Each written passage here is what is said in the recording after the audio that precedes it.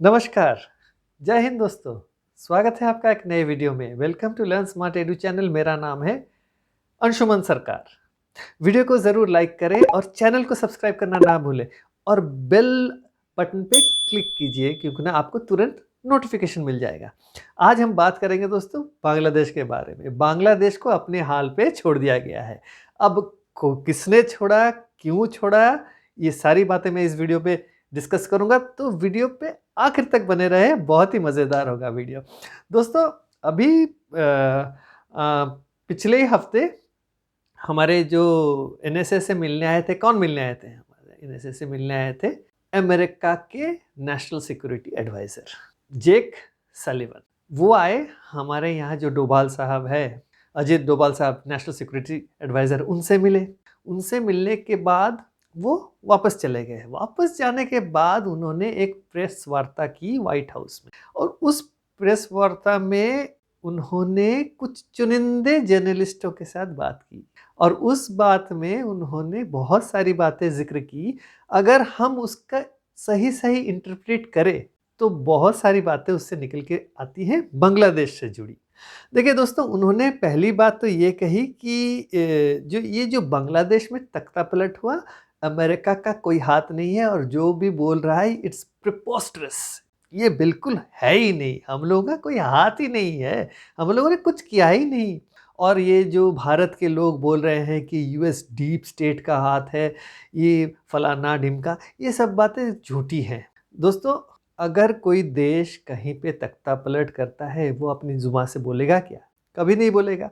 और इन्होंने क्या कहा? इन्होंने कहा कि मैं तो डीप स्टेट का कोई बंदा नहीं हूँ, मैं I am not the chief of deep state, तो मैं कुछ बोल नहीं सकता इस बारे में। उन्होंने कहा, मैं कोट करता हूँ आपको, I will start by politely rejecting the notion that I preside over the deep state, and also politely rejecting the notion that the United States was behind events in Bangladesh, which is preposterous, and I don't believe, based on my conversation with senior Indian officials, that they believed that we were behind it.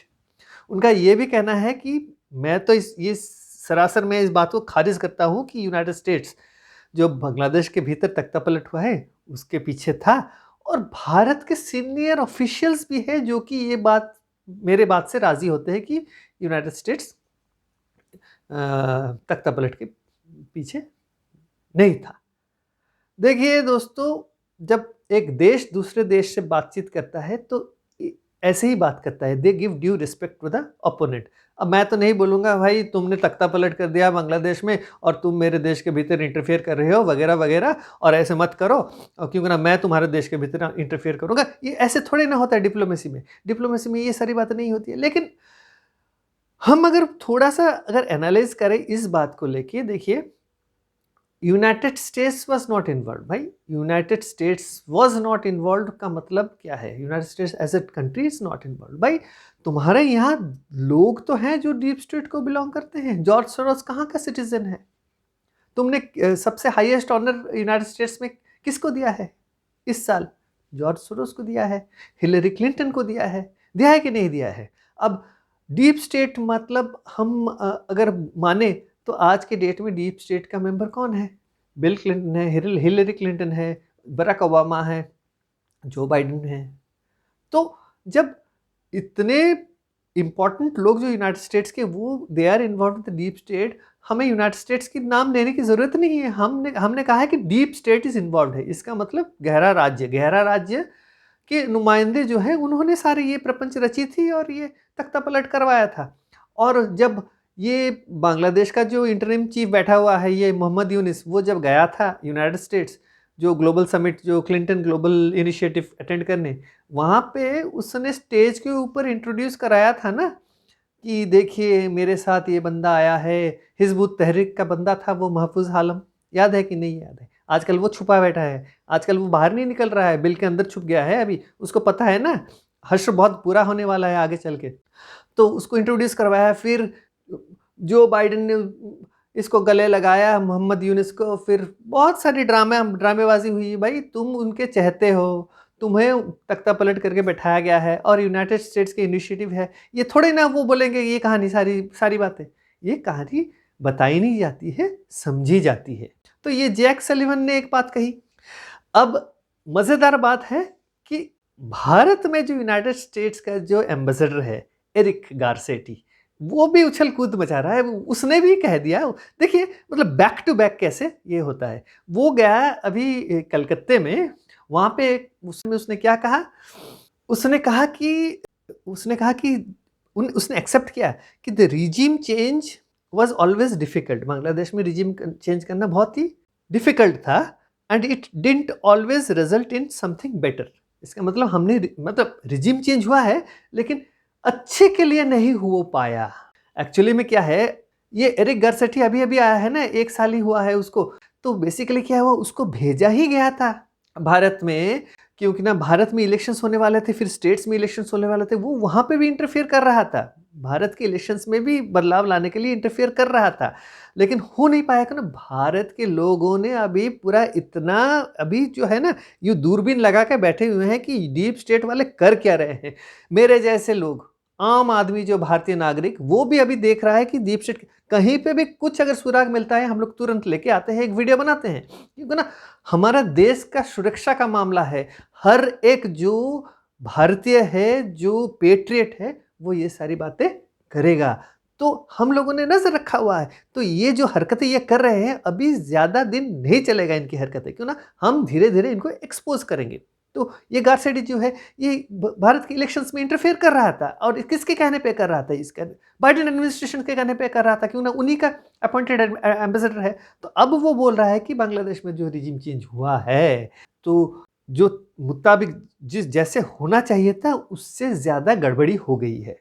तो अब क्या है, अब America जो है अभी जो है पल्ला झाड़ रहा है। अभी बांग्लादेश जो है, उनको पता चल गया, अब तो वो जो डेमोक्रेट्स तो पावर में नहीं आए वापस चुन के, तो अभी जो है जो मोहम्मद यूनुस को सपोर्ट करने में वो अभी और सक्षम नहीं होंगे। तो उनको पता है कि डोनाल्ड ट्रंप आ गए हैं, और डोनाल्ड ट्रंप ने एक ट्वीट भी किया था ना। ट्वीट क्या किया था, ट्वीट उन्होंने कंडेम किया था ना, जो बाबरिक वायलेंस हुआ था Hindus and minorities, other minorities जो बांग्लादेश के भीतर, उन्होंने एक ट्वीट किया था। तो जस्ट इलेक्शन वोटिंग से पहले किया था उन्होंने ये चीज। तो अब जो है क्या है ना, अभी इनको पता चल गया है कि डोनाल्ड ट्रंप आएंगे, और भारत जो है अभी प्रस्तुत हो चुका है बांग्लादेश के लेके क्या करना है आगे। जो प्लान ऑफ एक्शन जो है धीरे धीरे चॉकआउट हो चुका है। अब सिर्फ बारी है 20 तारीख को डोनाल्ड ट्रंप ऑफिशियली प्रेसिडेंट बनने की।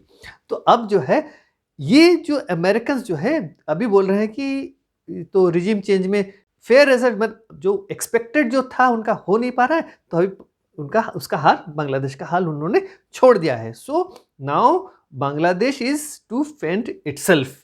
अब अपने हाल पे छोड़ा गया है बांग्लादेश को। तो ये अभी सिचुएशन है। अब बांग्लादेश के भीतर जो है अभी बहुत ज्यादा इनफाइटिंग शुरू हो गई। अभी मैं एक छोटा सा किस्सा सुना रहा हूं आपको। एक इंटरव्यू निकला है, बाहर उभर के आया है एक मेजर डालिम का इंटरव्यू। मेजर डालिम हुआ करता था 71 का जो उनका तख्ता पलट हुआ था, पहला तख्ता पलट 75 का पहला तख्ता पलट जो शेख मुजीब के द्वारा हुआ, अगेंस्ट हुआ था, जहां पे शेख मुजीब और उनके पूरे परिवार को मार दिया गया था। उस तख्ता पलट में ये मेजर डालिम शामिल था। अब ये जो मेजर डालिम है, उसने क्या अभी आके इंटरव्यू दे रहा है, बोल रहा है कि ये जो जियाउर रहमान है, जियाउर रहमान बांग्लादेश नेशनलिस्ट पार्टी का फाउंडर था, मतलब खालिदा जिया का पति और तारिक रहमान का पिता। अब ये भी जो है ये एक बड़ा ही गद्दार आदमी है, इसको भी हम, इसके पार्टी को भी हमें बहिष्कार करना चाहिए। तो इसका मतलब ये है कि ये बांग्लादेश नेशनलिस्ट पार्टी और अवामी लीग दोनों के पीछे हाथ धो के पड़े हैं। तो बेसिकली इसका कहना है कि जियाउर रहमान जो है वो पहले जब हम लोगों ने कू किया था उसको बोला गया था को लीड करने के लिए, लेकिन बीच में वो छोड़ के भाग गया, तो वो हमारा साथ देने वाला नहीं है, उसके पार्टी को बहिष्कार करो। ये मेजर डालिम बोला है। लेकिन ये मेजर डालिम जो है ये अंडरग्राउंड है अभी भी, क्योंकि ना शेख हसीना जब प्राइम मिनिस्टर थी, उनके फैमिली को जिन लोगों ने असैसिनेट किया था उन सब लोग को ढूंढ के उनको फांसी की सजा सुनाई गई है। लेकिन ये जो बंदा है ये अभी छुपा हुआ है, अंडरग्राउंड है। इसने एक्चुअली इसको भी बोला गया था कि तू जिस दिन वो आर्मी जाएगी शेख मुजीब की असैसिनेशन करने के लिए तू भी उसके साथ उनके साथ जाना, उस पलटन के साथ। लेकिन उसने क्या किया, वो गया नहीं। जब शेख मुजीब का असैसिनेशन हो गया था, ये डालिम जाके उनके यहाँ जो ढाका का रेडियो स्टेशन है वहाँ जाके उसने अनाउंस करा था अपने वॉइस से कि मैं मेजर डालिम बोल रहा हूँ और शेख मुजीब को हमने असैसिनेट, ऑटोक्रेट शेख मुजीब को हमने असैसिनेट कर दिया है और अभी हमने लिबरेट कर दिया है बांग्लादेश को। तो अभी बांग्लादेश के भीतर ही कई फैक्शंस हैं जो कि आपस में अभी लड़ेंगे। वो एक कहानी मुझे याद आ रही है, छोटी सी कहानी थी कि 4 चोरों ने एक घर को लूटा था, एक बड़े अमीर आदमी के घर को लूटा था। फिर लूटने के बाद जब उनको मिल गया खजाना, तो वो अब क्या करेंगे, उन्होंने बांटना शुरू किया। तब उस एक ने कहा कि मुझे ज़्यादा चाहिए, दूसरे ने कहा मुझे ज़्यादा चाहिए, तीसरे ने कहा मुझे भी ज़्यादा चाहिए, फिर चौथे ने कहा। ये करते करते उनमें लड़ाई हो गई, फिर एक दूसरे को उन लोगों ने गोली मारा और आखिर में क्या हुआ, सारे ही मर गए। तो यही बात है। तो अभी यहाँ पे मोहम्मद यूनुस बनना चाहते हैं founder of a new party. वो बैठेंगे as the head of the party. शायद वो प्राइम मिनिस्टर बने या किसी और नुमाइंदे को बिठाया एज प्राइम मिनिस्टर। तो यही सब चल रहा है। ये एक्चुअली में बैक्ड बाय पाकिस्तान है और उसके साथ अभी दूसरे मुस्लिम कंट्रीज़ जो है इन्वॉल्व हैं। देखिए मैं अभी बताऊं, अभी मैं पिछले वीडियो में मैंने कहा भी था कि टर्की का बहुत ज़्यादा इन्वॉल्वमेंट है अभी जो सारे मुस्लिम कंट्रीज़ के अंदर। अभी हुआ क्या है, अभी पाकिस्तान में वो बिठाने की कोशिश कर रहा है एक KAAN जो जेट का मैन्युफैक्चरिंग प्लांट बिठाना चाहता है पाकिस्तान में। उसका टेक्नोलॉजी के ट्रांसफ़र करके वो बिठाएगा। उसी तरह से वो बांग्लादेश के भीतर अभी फैक्ट्रीज बिठाना चाहता है। तो ये जो मोहम्मद यूनुस है वो बोल रहा है कि मेरा इतना छोटा देश है, 17 करोड़ का हमारा आबादी है, तो मैं इन लड़कों को नौकरी कैसे दूं? आप लोग फैक्ट्री बिठाओ, फिर नौकरी दे सकता हूं मैं। अभी टर्की का क्या है, टर्की अभी बोल रहा है कि पाकिस्तान के पास न्यूक्लियर वेपन है, लेकिन मैं जो हूँ, मैं एक बार यूरोपियन यूनियन का मेंबर बन गया। अभी वो कोशिश कर रहा है यूरोपियन यूनियन का मेंबर बनने के लिए। तो यूरोपियन यूनियन का मेंबर बन गया मतलब यूरोप मेरे साथ मिल जाएगा। तो अब मैं जो हूँ बहुत पावरफुल बन जाऊंगा, फिर तुम लोगों को देखो मैं क्या करता हूँ। इसी तरह से रशिया को भी वो चूना लगाएगा। अभी तो तेल खरीद रहा है, फिर रशिया को भी लात मारेगा। तो ये सिचुएशन है। ऊपर से चाइना का बड़ा अच्छा दोस्त है टर्की। टर्की अभी बेच रहा है बांग्लादेश को ड्रोन और टैंक्स। तो ये सारी चीज़ें चल रही है। बांग्लादेश को अभी खाने के लाले पड़े हुए हैं। उसने अभी 42,000 करोड़ का बजट एलोकेशन किया है सिर्फ आर्मामेंट्स खरीदने में। इतना बड़ा, खाने को नहीं है, इतने पैसे लोग खर्च करेंगे। जैसे पाकिस्तान भिखमंगा, वो उसके पास खाने के नहीं है, लेकिन आर्मामेंट्स, आर्म्स एंड एम्युनिशंस खरीदने के लिए बहुत पैसे हैं। इनके पास कैसे पैसे आ रहे हैं और क्या कर रहे हैं, लोगों को मतलब भूखा मार देंगे ये बांग्लादेश और पाकिस्तान जैसे हरकतें कर रहे हैं। ऊपर से अभी क्या है, यूएसए का, ये भी एक जुड़ी खबर है बांग्लादेश के साथ। यूएस ने क्या किया हुआ है, यूएस के जो हाउस ऑफ रिप्रेजेंटेटिव है उसने क्या किया हुआ है, इंटरनेशनल क्रिमिनल कोर्ट के ऊपर सैंक्शंस लगा दी। एक्चुअली में 2020 में ये सैंक्शंस लगाए थे डोनाल्ड ट्रंप ने।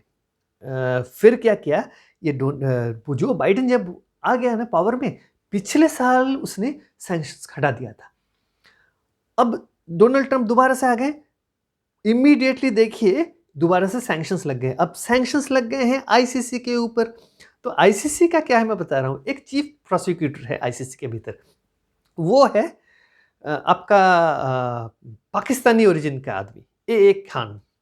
वो उसने क्या किया हुआ है, वो बांग्लादेश भी एक मेंबर है। देखिए जो आईसीसी है, इंटरनेशनल क्रिमिनल कोर्ट है, उसमें एक्चुअली में ज़्यादातर जो अफ्रीकन कंट्रीज़, मुस्लिम कंट्रीज़ और जो cluster of European countries, basically ये न्यूरेमबर्ग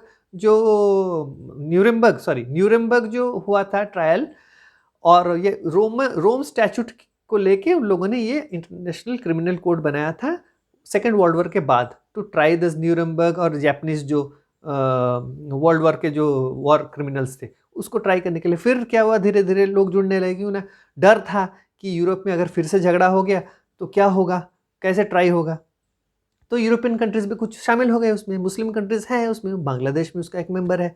तो वो आया था चीफ प्रोसिक्यूटर बांग्लादेश, उसने कहा है कि अभी मैं केस बनाऊंगा शेख हसीना के अगेंस्ट वारंट निकलवाऊंगा। तो भाई तू तू शेख हसीना के अगेंस्ट वारंट निकालना। उसने क्या क्या हुआ है, उसने एक वारंट निकाला है नेतन्याहू के खिलाफ, उसने एक वारंट निकाला है रशियन प्रेसिडेंट जो है व्लादिमीर पुतिन के खिलाफ, और उसने अभी निकालना है, वो चौड़ा बन के फिर रहा है इसी कारण। लेकिन देखिए, ना इजराइल आईसीसी का मेंबर है, ना रशिया आईसीसी का मेंबर है, कोई बड़ा देश आईसीसी का मेंबर नहीं है, ना इंडिया आईसीसी का मेंबर है, ना यूएसए आईसीसी का मेंबर है, ना इजराइल आईसीसी का मेंबर है, ना चाइना, ना ईरान, कोई भी नहीं है, कोई बड़ा देश आईसीसी का मेंबर नहीं है। तो अभी ये भी एक है कि यूएस ने अभी सैंक्शंस लगाए हैं, तो अगर आईसीसी के ऊपर सैंक्शंस लगा सकता है यूएस से, अभी ट्रंप तो बने ही नहीं है प्रेसिडेंट, कल को यूनिसन कंपनी के ऊपर क्यों नहीं लगाएंगे वो सैंक्शंस? ये सोचने वाली बात है। तो अभी और भी है कहानी, अभी आने वाली है आगे, अभी दिन पड़े हुए हैं। मोहम्मद यूनुस बहुत उछल, अब भी अकेला छोड़ दिया है अमेरिका ने। मेरी बात आज के डेट लिख के रखिए, देखिए उसका क्या हश्र होने वाला है। अब पाकिस्तान की थोड़ी सी बात कर लूं, फिर मैं कंक्लूड कर दूंगा वीडियो को। पाकिस्तान में क्या हुआ है, एक मजेदार चीज हुआ है। पाकिस्तान का जो है पाकिस्तान इंटरनेशनल एयरलाइंस पीआईए, उसको 4 साल से बैन कर रखा था यूरोपियन यूनियन ने। वहां से पाकिस्तान से कोई फ्लाइट यूरोपियन यूनियन जा नहीं रहा था, कोई भी फ्लाइट उड़ नहीं रहा था। क्यों नहीं उड़ रहा था? क्योंकि ना एकदम बेकार उनके फ्लाइट्स जो एयरक्राफ्ट हैं एक्सीडेंट प्रोन थे, तो उन लोगों ने बैन कर रखा था। अब क्या हुआ, उन लोगों ने दोबारा से अभी शुरू किया है European Union fly to Paris. तो फ्लाई टू पेरिस का जो है, अगर आप उसका जो एक्स प्लेटफॉर्म में उन लोगों ने एक एडवर्टाइजमेंट डाला हुआ है, एक पोस्टर डाला हुआ है, तो आप रोंगटे आपके खड़े हो जाएंगे। उसमें ऐसा है कि दिखा रहा है, दर्शा रहा है, जैसे कि 9/11 वाला हुआ था ना, ट्विन टावर खड़ी है, फिर एक फ्लाइट उधर से गुजरी और उसके अंदर घुस गया था, उसी तरह का पोस्टर है। आप स्क्रीन पे देख लीजिए, आपको पता चल जाएगा। तो वहां पे ऐसी मतलब खौफनाक एक उन लोगों ने एक पोस्टर बनाया हुआ है, डरावना पोस्टर। एक्चुअली में क्या है, एग्जैक्टली इसी तरह का पोस्टर 1970s लेट 70s में उन लोगों ने एक बनाया था। उस टाइम उन लोगों ने फ्लाइट टू न्यूयॉर्क रखा था, और एग्जैक्टली न्यूयॉर्क का जो ट्विन टावर है उसके ऊपर एक फ्लाइट की परछाई। और देखिए वो चीज 9/11 में हुआ है अमेरिका में, ट्विन टावर पे अटैक हुआ है। भगवान ना करे, खुदा ना खास्ता, कल को अगर आईफेल टावर पे कुछ हो जाता है, भाई इनके कितना खतरनाक दिमाग है यार, जो सोचते हैं वो हो भी जाता है। ये क्या दिमाग इनका है, इतने डरावना खतरनाक इनकी सोच है, वो बात है। फिर हम जब एयरलाइंस की बात कर रहे हैं तो पोर्ट की थोड़ा बात कर लेते हैं। पोर्ट की बात हम करते हैं, जो सीपीईसी वाला जो पोर्ट, पहला प्रोजेक्ट जो खत्म किया था चाइना ने, वो था ग्वादर में। अब ग्वादर में जो खत्म हुई थी पोर्ट, 2015 में खत्म हो चुका था कंस्ट्रक्शन, तो चालू हो गया पोर्ट, लेकिन आज तक उसमें कोई पैसे कमाई नहीं होती है। तो अब जो है शहबाज शरीफ का जो गवर्नमेंट है वो कोशिश कर रहा है कि कैसे उस पोर्ट से कारोबार शुरू हो, कुछ आमदनी हो। देखिए पैसे तो लौट आने हैं चाइना को, लेकिन आमदनी कुछ हो नहीं रही है। आमदनी क्यों नहीं हो रही है? आमदनी इसीलिए नहीं हो रही है क्योंकि ना वहाँ पे लॉ एंड ऑर्डर का सिचुएशन है। वहाँ पे बलोच जो है अपना लिबरेशन मांग रहे हैं, फ्रीडम फाइटर्स बलोच जो है अपना लिबरेशन चाहते हैं। तो इसीलिए वो कोई वहाँ डर के मारे कोई बिजनेस करना नहीं चाहता है, तो वो एक लॉस मेकिंग प्रोजेक्ट है। अब क्या हुआ है, सबसे बड़ा एयरपोर्ट चाइना ने बनाया है ग्वादर में, फिर से ग्वादर में, और 230 मिलियन डॉलर्स का उन्होंने खर्च किया है। इतना बड़ा आलीशान एयरपोर्ट चाइना ने बनाया है, और ये सॉफ्ट लॉन्च एक उन्होंने किया हुआ है अभी कुछ दिन पहले। अब क्या हुआ है ना, वहां से कोई फ्लाइट उड़ती नहीं है कि जाती नहीं है। कहा जाता है वीकली 3 फ्लाइट जाती है ओमान को, 1 फ्लाइट जाती है आपकी कराची को, बस। 230 मिलियन डॉलर का एयरपोर्ट, सोचिए क्या हालत है पाकिस्तान की। तो ये वो वाली बात होगी ना, नेपाल वाली बात, पोखरा एयरपोर्ट, इतना बड़ा एयरपोर्ट बनाया है, एक भी फ्लाइट नहीं उड़ रहा है। देखिए चाइना जो है जितने लॉस मेकिंग प्रोजेक्ट्स जो है ऐसे ही देशों में, छोटे छोटे देशों में बनाता है और फिर हड़प लेता है। श्रीलंका में हेम्बनटोटा पोर्ट हड़प लिया, पाकिस्तान में वो ग्वादर पोर्ट और ग्वादर एयरपोर्ट हड़प लेगा, फिर मौजा ही मौजा, क्या बस मस्त ही मस्त। तो इसी तरह से जो है अभी पाकिस्तान जो है अभी डूब रहा है, बांग्लादेश उसके साथ डूबेगा।